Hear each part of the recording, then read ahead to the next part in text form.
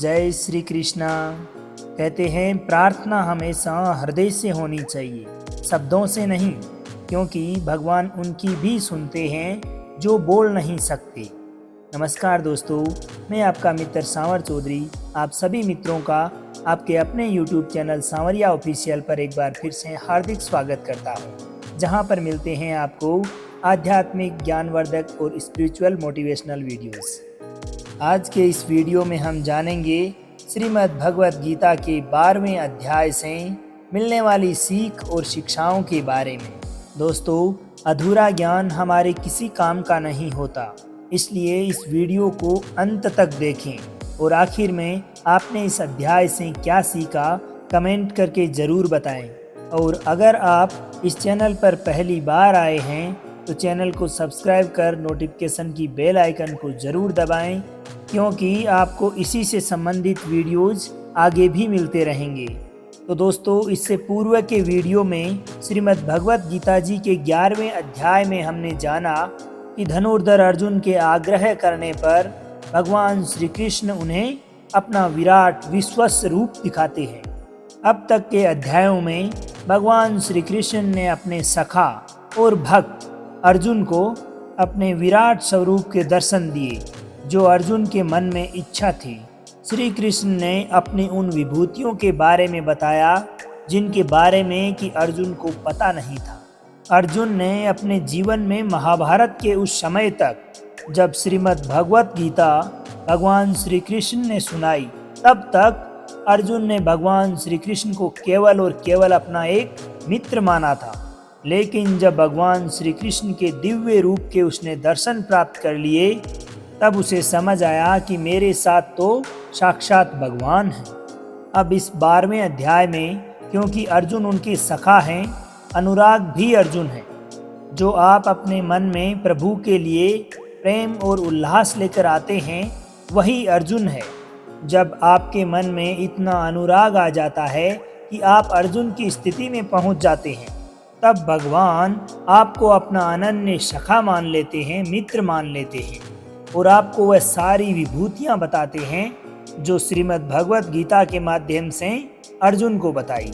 अब श्रीमद् भगवत गीता जी के 12वें अध्याय में आध्यात्मिक साधनाओं के अन्य मार्गों की अपेक्षा भक्ति मार्ग की श्रेष्ठता के महत्व पर प्रकाश डाला गया है।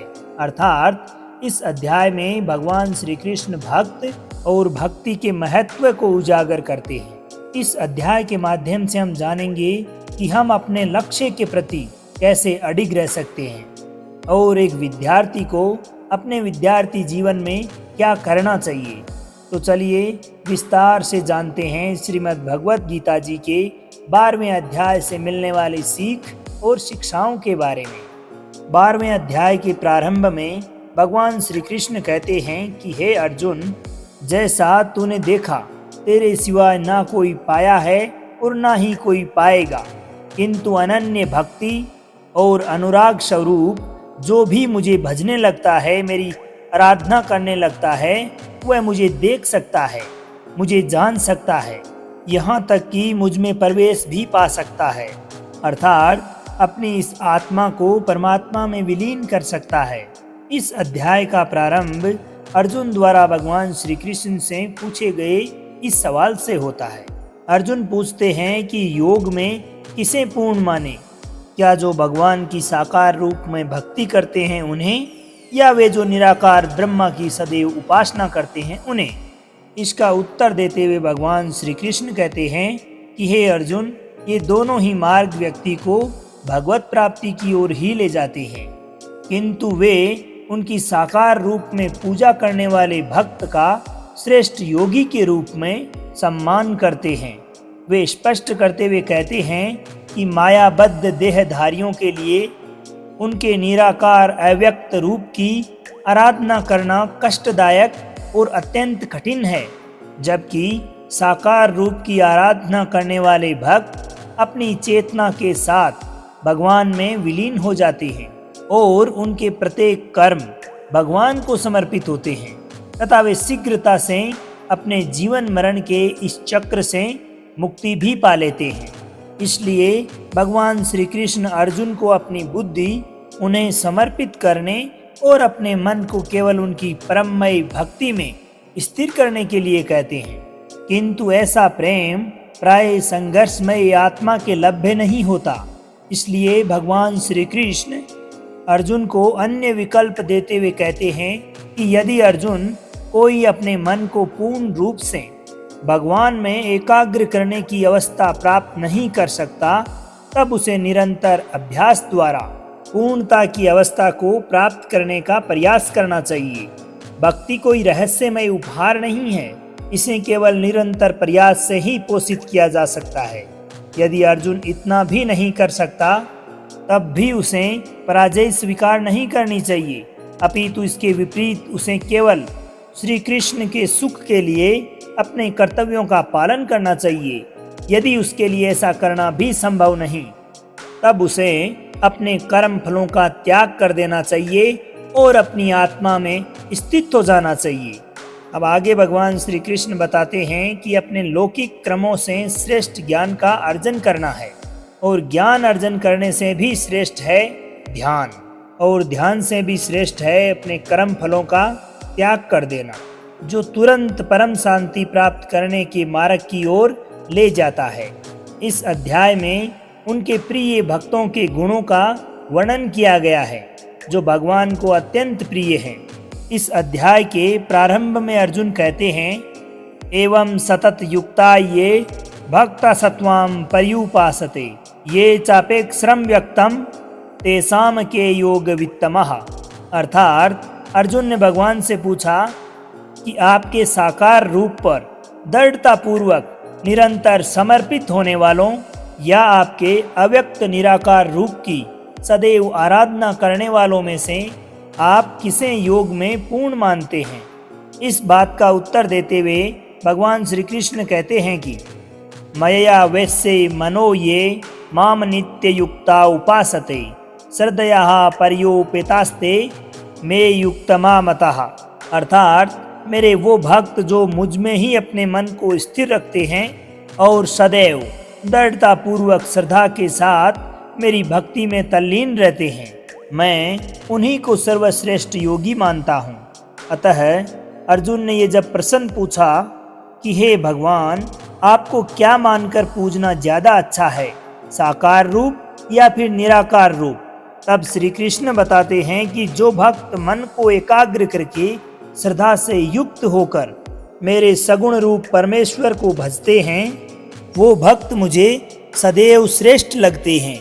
किंतु वे जो अपने इंद्रियों को वश में करके मन बुद्धि से परे मेरे अविनाशी रूप पर ध्यान लगाते हैं, वे अंततः मुझे ही प्राप्त होते हैं। जो भक्त अपने कर्मों को मुझ में अर्पण करके सदैव मेरा चिंतन करता है, वे भी अंततः मुझे ही प्राप्त होते हैं। इसलिए हे अर्जुन, तू अपने मन को पूर्ण रूप से मुझ में ही लगा, और अगर तेरे लिए मन को वश में करना संभव नहीं है, तो तू योग द्वारा मुझे प्राप्त करने का प्रयत्न कर। जिसके क्रोध और तमाम प्रकार के द्वेष समाप्त हो गए हैं, वह भक्त मुझे बहुत पसंद है। अगर तू अपने मन को रोकने के अभ्यास में भी असफल है, तो फिर तू मेरे लिए कर्तव्य परायण हो जा और कर्म फल का त्याग कर दे।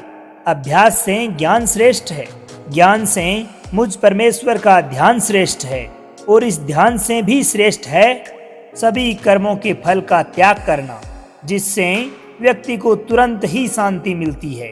जो व्यक्ति हर प्रकार से सुख दुख, शत्रु और मित्र भाव, लाभ हानि, मोह और इच्छा, हर तरह के मौसम से मुक्त है और सभी प्राणियों को बराबर देखता है, और जो अपने मन तथा इंद्रियों को पूर्ण रूप से अपने वश में कर चुका है, वही व्यक्ति परम आनंद के लिए श्रेष्ठ है।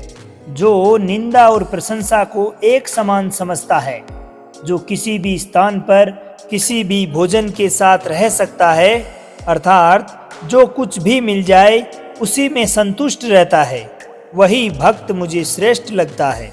और उसमें भी जो निष्काम भाव से अपना काम करते हैं और जो यहाँ प्रकट किए गए अमृत रूपी ज्ञान का आदर करते हैं और मुझ में ही विश्वास रखते हैं, तथा पूर्ण निष्ठापूर्वक मुझे ही अपना परम लक्ष्य मानकर मुझ पर ही समर्पित हो जाते हैं, वे भक्तगण मुझे अति प्रिय हैं। दोस्तों, इस अध्याय में भगवान श्री कृष्ण द्वारा हमें यह बताने की कोशिश की गई है कि हमें अपने जीवन में घटित पुराने अनुभवों से, एक्सपीरियंस से सदैव सीखते रहना चाहिए।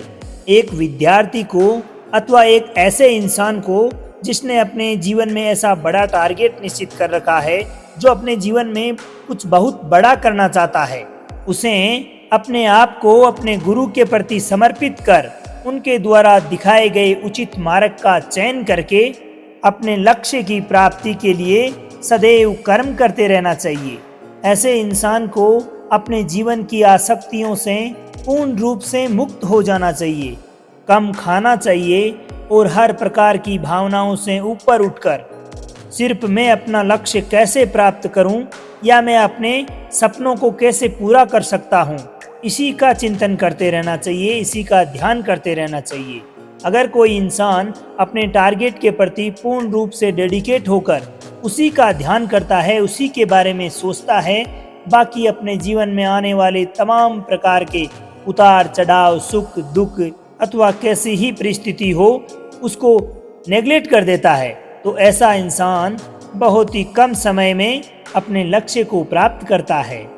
ये था श्रीमद् भगवत गीता का 12वां अध्याय।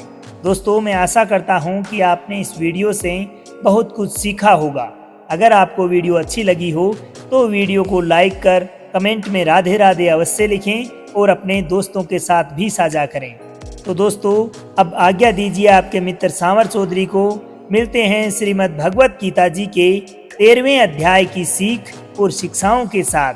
तब तक के लिए खुश रहिए, मुस्कुराते रहिए, जीवन में आगे बढ़ते रहिए और प्रेम से बोलिए श्री राधे राधे।